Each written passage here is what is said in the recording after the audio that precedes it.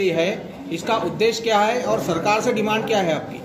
RT का हमारा एक ही उद्देश्य है कि जिस तरह बार्टी सारथी महाज्योति जिस तरह से सभी समाज के लिए उनके भलाई के लिए उनके एजुकेशन सामाजिक और आर्थिक विकास के लिए जो काम कर रही है, उसी तरह मुस्लिम जो विशेष अल्पसंख्यक के जो बच्चे हैं उनके लिए मार्टी की स्थापना करें, ताकि हमारे समाज के मुसलमान भी बच्चे हर उसमें तबके में रहे।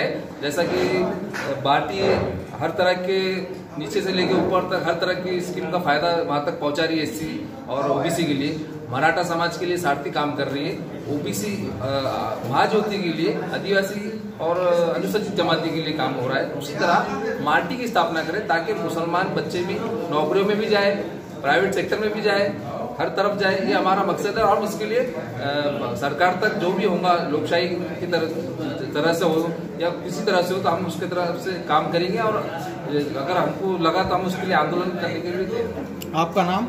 अजहर पठान। हमारी मार्टी कुटीर समिति बनाने का मकसद ही यही है कि आपने हमेशा से देखा होगा कि स्कीम्स तो बहुत आते हैं और शुरुआत तो बहुत स्कीम्स की होती है, बहुत सारे चीज़ों के माइनॉरिटी रहने दो या कोई भी समाज के लिए रहने दो, मगर उसका फॉलोअप लेने में लोग और समाज पीछे रह जाता है। इसी फॉलोअप को एक दिशा देने के लिए आज ये कृति समिति हमारी स्थापन हुई।